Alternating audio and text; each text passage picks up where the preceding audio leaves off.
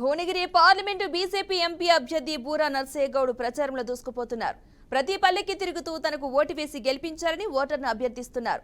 10 ఏళ్లుగా మోదీ ప్రభుత్వం తెలంగాణ అభివృద్ధికి సహకరించిందని వివరిస్తున్నారు. మళ్లీ మోదీ వస్తే అభివృద్ధి మరింత పెరుగుతుందన్నారు. తనను అత్యంత మెజార్టీతో గెలిపించారని కోరారు. మళ్లీ కేంద్రంలో వచ్చేది బీజేపీ ప్రభుత్వమే అంటున్న బూరా నర్సేగౌడ్తో మా ప్రతినిధి శ్రీనివాస్ ఫేస్ టు ఫేస్. ఎన్నికల ప్రచారం నిమగ్నమైన బూరా నర్సేగౌడ్తో మాట్లాడతాం. సార్ చెప్పండి, ఎన్నికల ప్రచారము ఇప్పుడుతో ఈ రోజు సంబంధించినటువంటి నామినేషన్ కూడా పూర్తయినటువంటి పరిస్థితి, పూర్తి స్థాయిలో పల్లెల్లోకి వెళ్తున్నారు. ఏ విధంగా మీ ప్రచారాలు ఉన్నాయి, స్పందన ఎలా ఉంది? మీకే కనిపిస్తుంది కదా, అద్భుతం. మోడీ గారు ఢిల్లీలో ఉండాలి, భువనగిరిలో బూరా ఉండాలనే నినాదము, హృదయ స్పందన ప్రతి దగ్గర కనిపిస్తుంది. మేము గెలుస్తామని పూర్తి సంపూర్ణ నమ్మకం మాకే కాదు, మా కాంగ్రెస్ పార్టీ నాయకులు కూడా ఉంది. సార్ చెప్పండి, మీ సంబంధించినటువంటి ఈ ప్రచారంలో బూరా నర్సేగౌడ్ గారికి ఎందుకు ఓటేయాలి? ఈ ప్రాంతం అభివృద్ధి గతంలో మీరు ఎంపీగా చేశారు, ఏం చేశారు?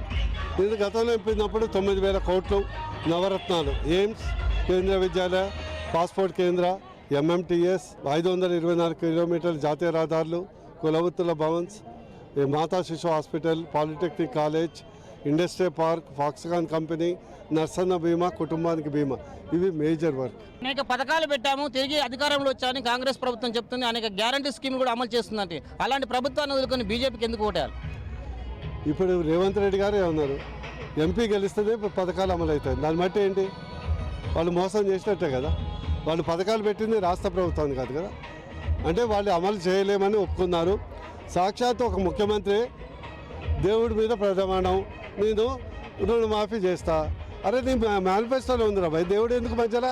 డిసెంబర్ 9వ తారీఖు నాడు అంటే దేవుడు వచ్చేతాడా, అడుగుతాడా అనే ఒక కన్నింగ్, అంటే ఒక కుట్రపూరితమైనటువంటి ఆలోచనతో దేవుడి మీద ప్రమాణం.